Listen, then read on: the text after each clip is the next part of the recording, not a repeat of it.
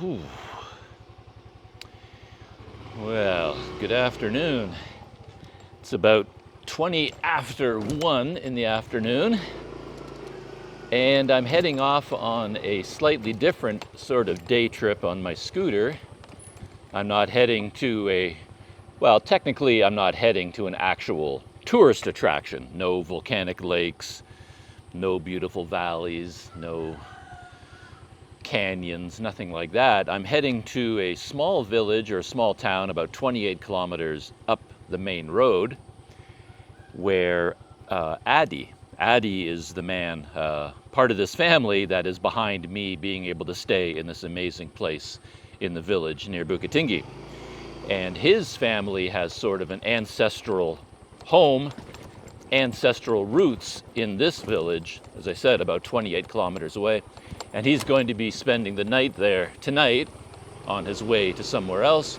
And he said, hey, Doug, since you now have a scooter and you're mobile, why don't you hop on that bad boy and zip over here to see me? Of course, he didn't say any of that. He was much more polite about it. And so that's what I'm going to do.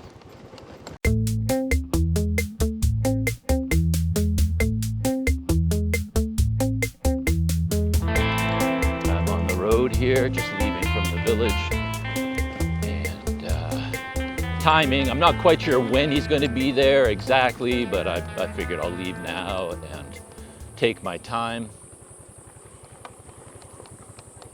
Getting there, there might even be some tourist attractions on the way. There is a well-known waterfall along the way. I don't know if it's before this town or after it. I think it's actually before it, but we'll see. I'm not exactly a big fan of waterfalls, but if there's one right there on the highway, I suppose I'll stop and take some video of it if it's right there along my way. In my behind the scenes video about yesterday's day trip, I was talking a lot about how driving here is active driving. You can't just hop on your scooter and turn your brain off and put your body on autopilot, because you have to really pass a lot of people, like slow moving trucks. So you're passing all the time, or you're being passed. So you pretty much have to be doing something all the time. So you have to be mentally engaged. The road is nice and wide right now, which is cool, almost a 2-lane. So you can go at a slow speed relatively comfortably, and people can pass you. I assume once I get out of town, it will narrow down. Let's get past this white truck. It's a very slow moving vehicle, I think. See if we can get past some of these big trucks before the road narrows down. These two yellow ones were holding up a lot of traffic for a long time.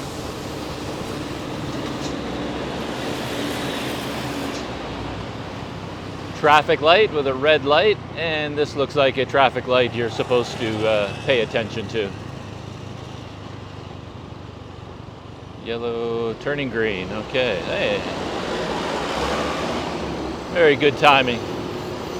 I got by all the trucks. When I said earlier that you have to be active as a driver, I didn't really mean, all my big talk about going fast, and that yellow truck blew right past me. So I guess he wasn't really going that slow. But when I said that, I didn't mean that you have to be on your toes. Obviously, you really have to be on your toes. You have to really pay attention. What I meant is that you have to be active in the sense that you're always required physically to do something. You're always turning, you're always hitting the turn signal to go left or right. You're always having to pass people. You always have to move over to the side of the road to let somebody pass you. I mean, you're physically active all the time. You can't just sit here and let the kilometers flow by. You're always physically doing something as well as mentally calculating and anticipating. Very steep section of road, very lush too.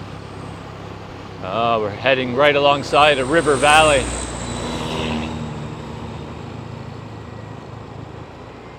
Leaving the city area behind.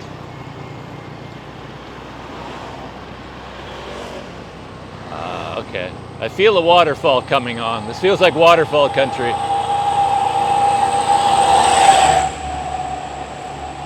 It's interesting that when you enter a group of trees like this, like you're in jungle, the temperature actually goes down. You can feel it drop by several degrees. Somehow the trees keep everything nice and cool. Like when you think of a rainforest or jungle, you sort of think of it as being steaming hot in the jungle, but every time you're on one of these mountain roads and you enter a thickly forested or jungly region, the temperature goes down. It's kind of cool. It's like you're going through a very cool cool tunnel.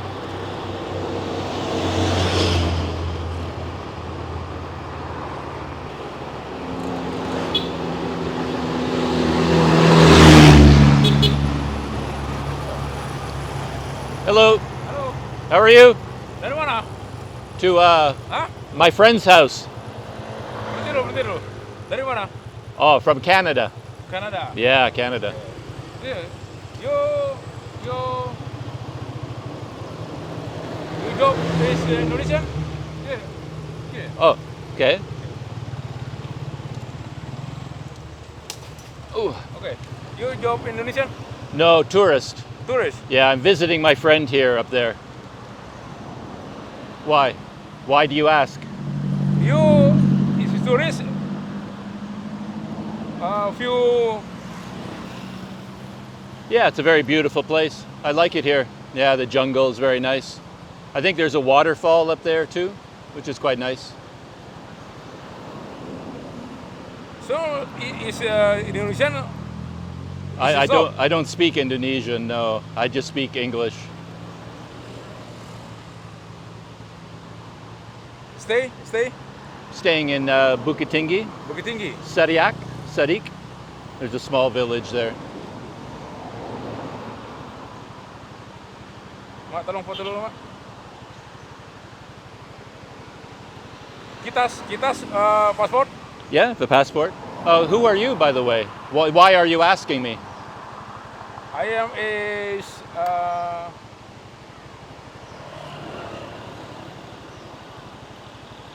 army. Okay, army. Okay. You want to see my passport? No. Oh, okay. It's you is the movie Indonesian. For YouTube. YouTube. Yeah, sometimes I make YouTube videos for my friends. You know, like traveler, tourist. Please stop. Okay. Stop? Okay. Okay, I can stop. Okay. All right. Okay. Okay. Yeah. Yeah, Sure. no problem. Okay. It's not on. Okay. Yeah. Yeah. Okay. Okay. All right, thank you. Okay. Nice to meet you. Yes. Nggak boleh dia harus dipakai itu. Okay, you stop. Yep, it's all stopped. Okay. Yep. Okay, thank you. Okay, thank you.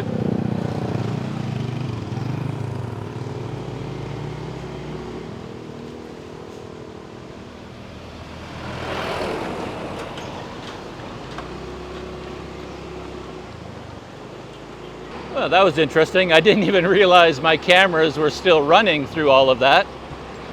But two men on a motorcycle came up beside me. They're not in uniform. They have no official ID of any kind.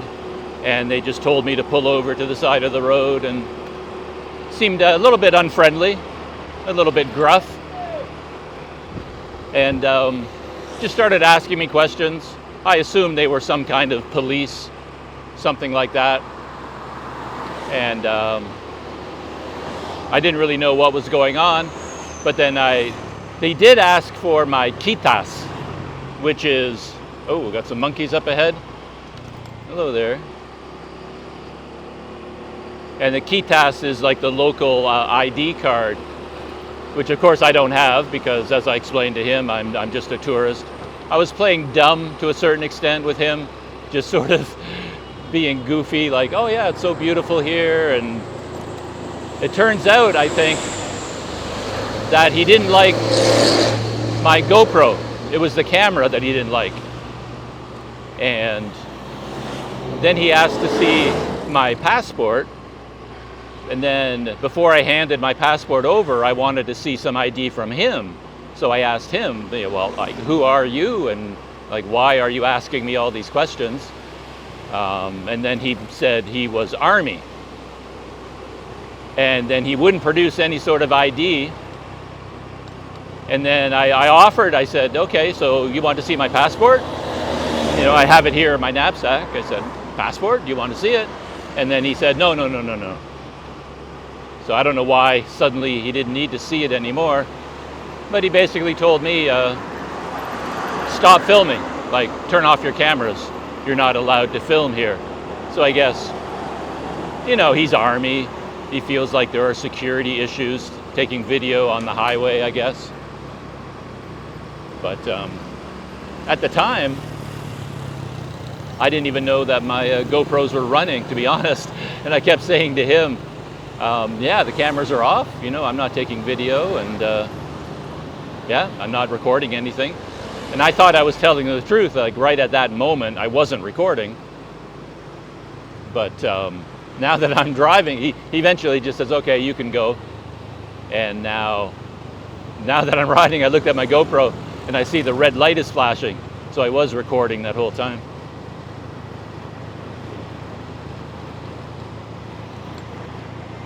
Oh, and they took pictures of me. The guy had someone on the back of his motorcycle, and he told the man on the back to take photos. So they took pictures of me and of the scooter.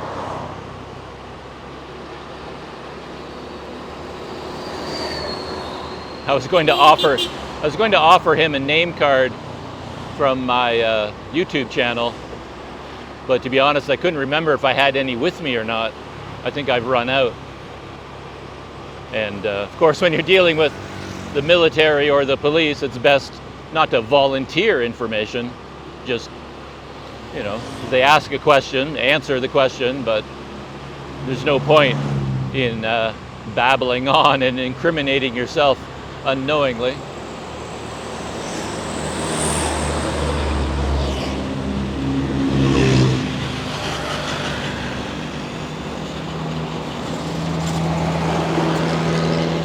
But I think that since this is in Bali, it's not a heavily touristed area, it'd be unusual to see a foreigner riding a scooter and then to see cameras mounted on the scooter.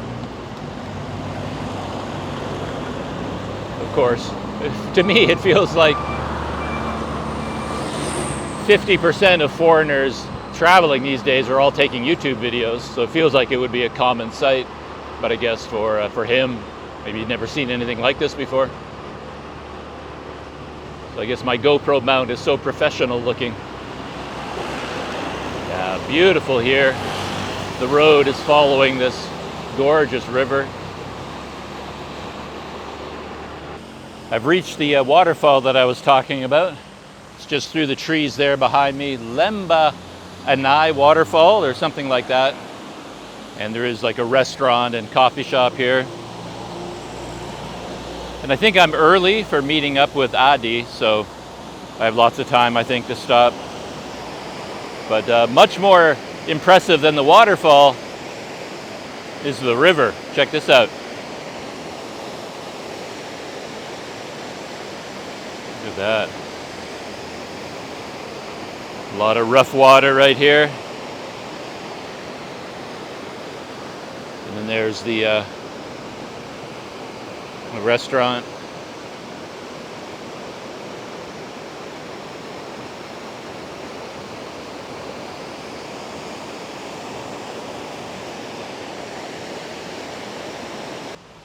Another river. So two of them meet up here. This would be the water from the waterfall, I guess.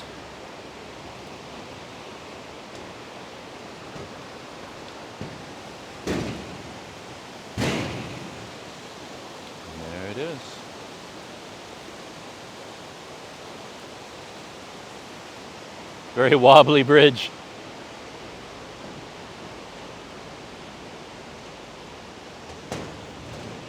Hopefully somebody's keeping an eye on it.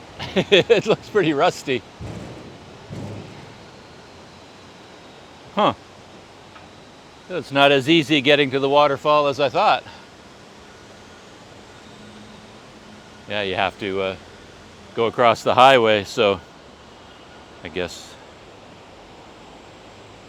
head down these steps up there and then walk across the road. I thought there was a bridge going across, but apparently not.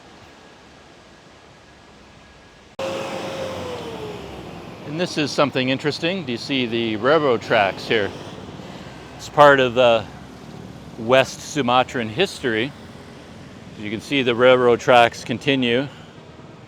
And yeah, they used to have trains running here, but the system was largely abandoned. And I think they restarted it recently, so there's a bit of train tracks that are operational from Padang partway up into the mountains, but as you can see, all of this is not used anymore. But yeah, maybe someday. And here's all the little shops across there. Again, a bit of an incongruous setting for a beautiful waterfall. I can barely hear myself over the roar of the traffic. And it's pretty dangerous for people to get across this highway.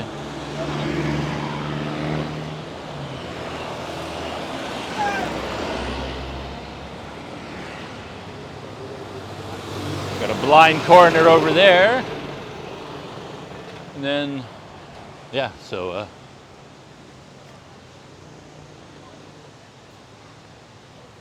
the tourist site, the waterfall Lemba Anai. And I guess there's a ticket window over here. There you are, my waterfall ticket. 5,000 rupiah. I did some calculating this morning for another video, and I remember 5,000 rupiah is about 33 cents US. And there's a railroad track bridge.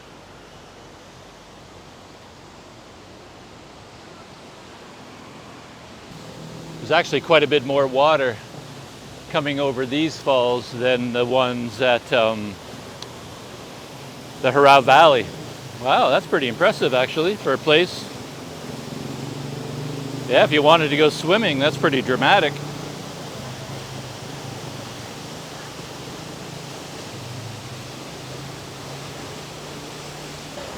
It's really nice. More impressive a sight than I was expecting. Yeah, if you were in the water, I know from experience, and you're there, that water coming down would pound you like a hammer. Yeah, I don't know if you'd really want to get under that much water or not. Because you could try to get close and see how it feels, but just looking at it, I don't know. Might be hitting with too much force, too much water coming over the top, I don't know.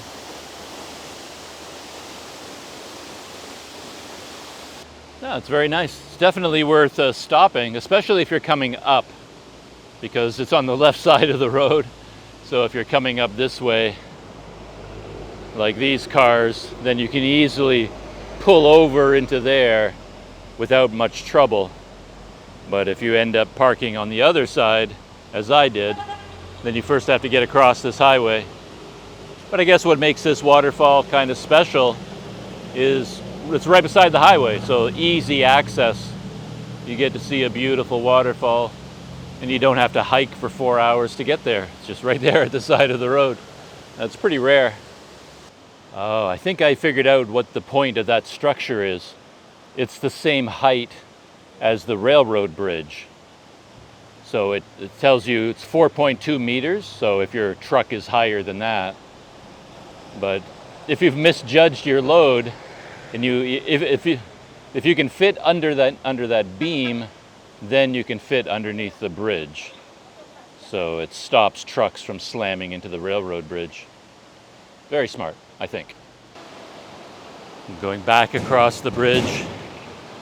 I have one GoPro running just in case the bridge collapses.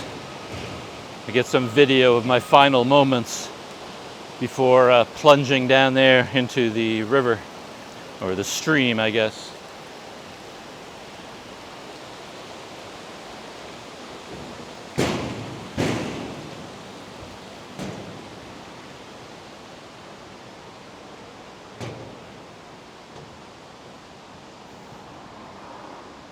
And running the GoPro again as I get back out onto the road in case I have an accident. Oh, actually no, should be easy. I'm on the left side.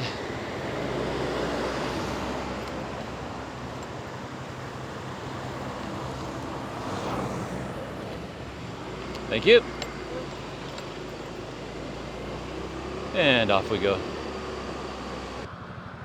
Well, I think I'm in the right town. Payutanam or something like that.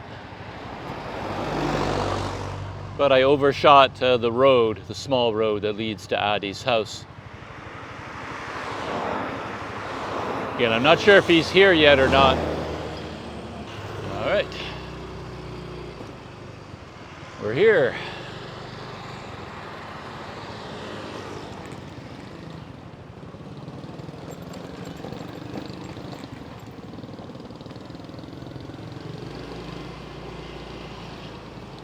So I just got a message from Adi. He's actually just leaving from Padang right now.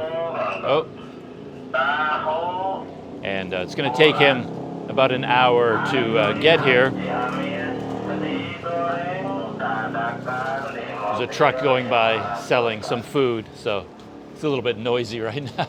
But anyway, I came here to the market just to get some of my favorite mie ayam bakso while I wait, and Adi will be here in 40 minutes to an hour, something like that.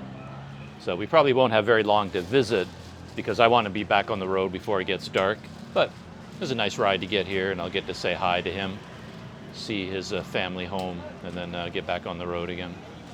Anyway, here is where I am. There's the stall where the magic happens. And they have places to sit. That's my number one concern. There's even I'm sitting on an actual chair, which is nice. And here is my mie ayam bakso. So I'm going to dive into this. So, just had my mie ayam bakso. Oh, I already went by the road I was looking for, I think. It's down this way. So Adi is on his way, but as I said, he's still quite a distance away, so he's not going to get here for a long time, and there's heavy traffic, he said. So I'm going to head out exploring on my own a little bit. And one thing I know about this town that he told me is there's a train station here, and it's off in this direction somewhere, so I thought I'd go take a look at it. I don't know whether it's active or not. I don't know. Yeah, I don't know how far the trains run these days. It'd be really great if someday they expand the train tracks all the way to Bukittinggi, like to go all the way from Padang to Bukittinggi by train. That would be very cool. And here it is. And it looks like it's active, like the trains are running. Oh, and there's even a train on the in the station.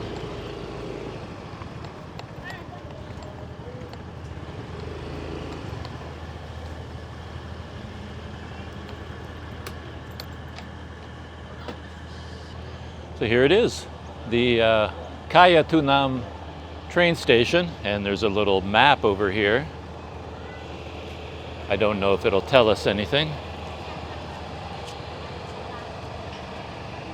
Oh, it's just a regional map, like right here is the train station, ATM, bus station, Ojek. So I wonder if this is the terminal station. Oh yeah, so there's the train over there. Yeah, it looks really nice. Yeah, I have a feeling this is as far as the train goes. This might be the terminal station, I'm not sure. I got some history information here. I'm going to read through this. It looks like the train is getting ready to depart. People are showing up, buying tickets, running onto the train. And I was just chatting with the staff here for a couple of minutes, and they confirmed that this is the terminal station right now. It only goes from here back to Padang. And they have plans in the future to extend the tracks as far as Bukit Tinggi, but of course that's going to be many, many years. Who knows how long it will take to do that, probably decades, I would think. But, yeah, very interesting.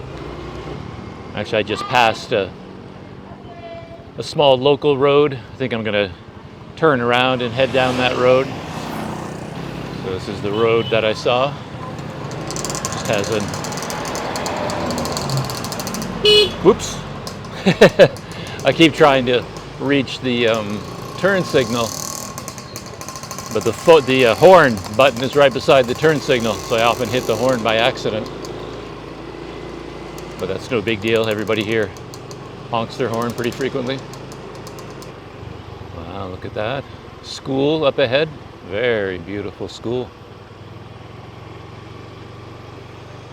Beautiful location too, just on the edge of the village, the foot of those hills.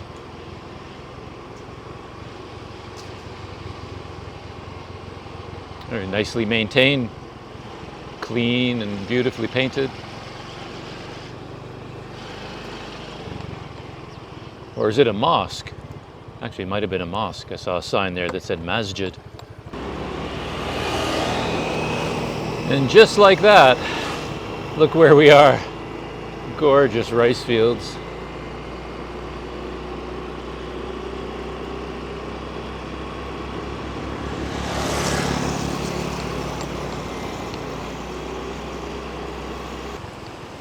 Wow, look at that.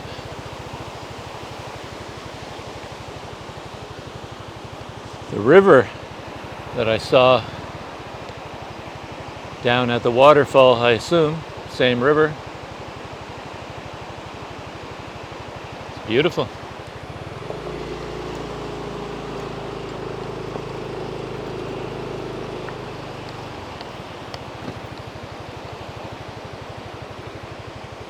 And it heads off in that direction. Huh. There's guys down there with some large inner tubes. And they're covered in material. Looks like they're using them to transport rocks. When I first saw the inner tubes, I thought it was some sort of a tourist attraction. You could float down river on the inner tubes, but it looks like they're using them for construction.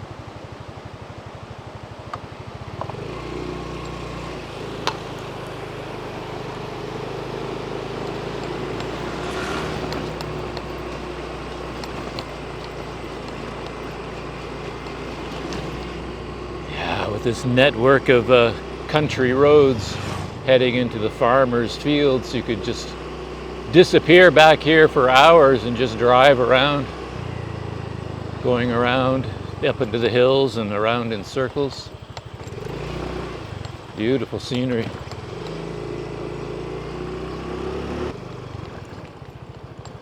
I'm gonna turn my scooter to the side here, show the setting that I'm riding through.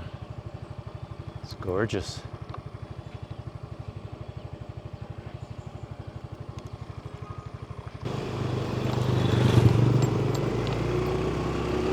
Well, I don't think I'm going to go too far in this direction, but there's a very steep hill here. The power of the scooter. I'm going to head up this hill. Maybe we'll get a nice view at the top. Then I can turn around and head back down again. I'm not sure where this road is going though.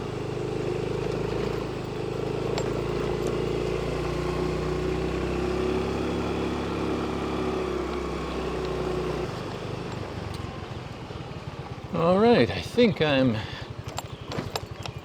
hitting the end of the road for this little trip. Better check to see where Adi is. He sent me one of those live links on WhatsApp so I can track his progress. I can see exactly where he is.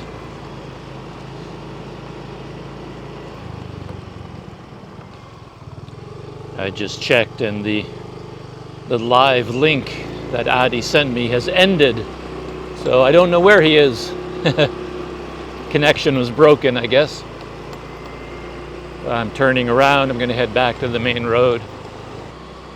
Well, somehow or other I went down the wrong road as I was trying to go back.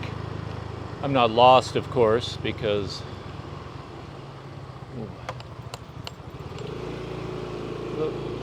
I know exactly where I am on Google Maps. I just had to plot a different route because I'm way out in a brand new part of the countryside. I honestly have no idea where I am, but man, it's beautiful out here on this little road.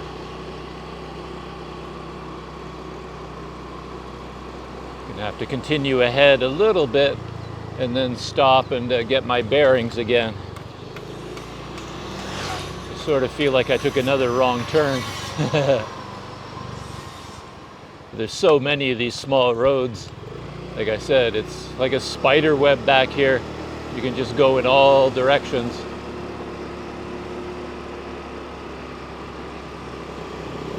But ultimately, I have to get back across that river. The river stands between me and Kayun Taman, where I'm supposed to be. So I haven't crossed the river yet. Another funny thing about me and the scooter is that for me to get comfortable, I often have to sit all the way on the back seat, like where the passenger would normally sit. Maybe the frame is not quite big enough for my body. I'm a bit too tall for this scooter. So when I'm sitting in the normal place where you're supposed to sit, my butt gets really sore. But I find if I scooch all the way to the back, so I'm stretched way out over the scooter, I'm much more comfortable. So I think when people look at me, I'm sitting on the scooter really weird because I'm sitting way on the back and yet my legs are sticking all the way to the front normally. So I think I look like a giant spider sitting on top of this thing. I don't know if I mentioned it or not, but I got a message from Adi saying that he's stuck in a big traffic jam. The highway's under construction, so he's still nowhere near the town. So I did write back to him and say that I might just head back to Bukitinggi. We probably will have to meet up another day. I don't want to be caught out here when the sun goes down. I don't want to ride in the dark on that highway. Well, I made it back to the river. So now at least if I'm crossing the river, you can see it in both directions here. At least I know once I've crossed the river, I'm heading sort of in the right direction. This way.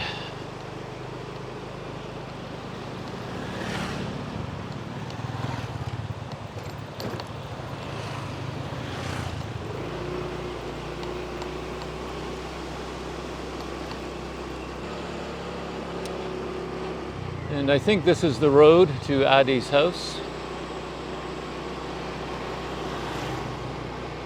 See if he's here.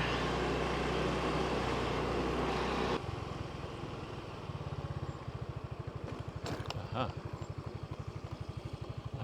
think I'm here.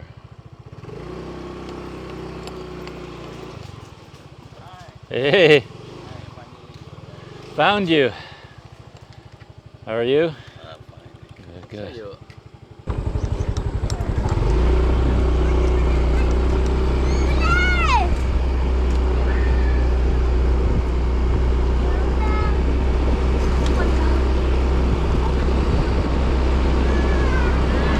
Well, my visit is over. I'm just leaving from Adi's house. Just the way the whole trip ended up with me arriving late and him arriving late, I didn't really film anything to do with our visit or our conversation. We just had a... He knows I don't eat enough fruit in my life, so he bought some fruit and got it all chopped up for me. So had some tasty and healthy fruit, cup of coffee, chatted for a while, and now it's just about 6 o'clock. It's a bit later than I wanted, but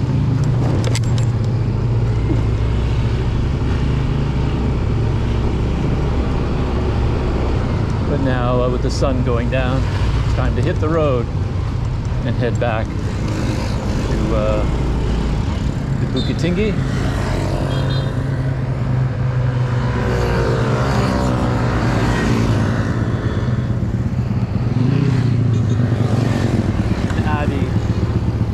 Warned me in particular about that intersection because people are driving so fast. They're coming down off the hill, off the, you know, from Bukit Tinggi, and they kind of get used to traveling at high speed.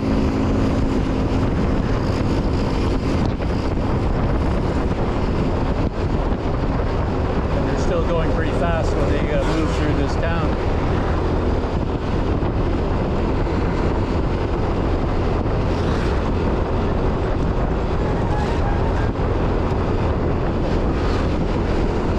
And I still have my GoPro set up, of course, so it's still recording. So we'll have to see if on my way back any more wannabe soldiers pull me over. I told Adi that story about the man who stopped me on the motorcycle and was claiming to be from the army. And the first thing Adi said was, well, was he in a uniform and did he show you any identification? And I said, well, no and no. And his first thought was, well, he probably was not a real soldier, had no authority, and he was probably pretending to be from the army and was hoping to get money from me, but I don't know.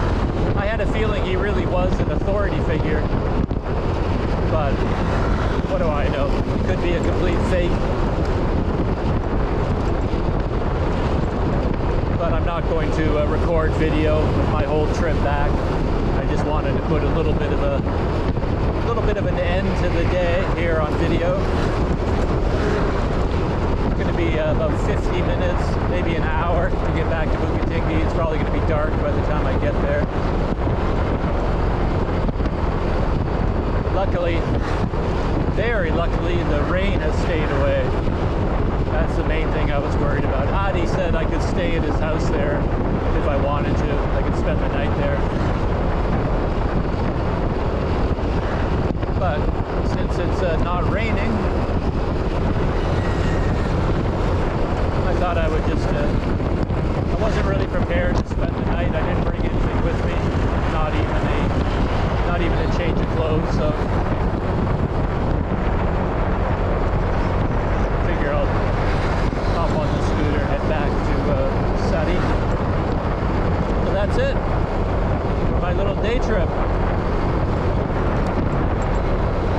I'm going to shut down, settle into the ride, and as always, see you in the next video. Better keep my eyes on the road.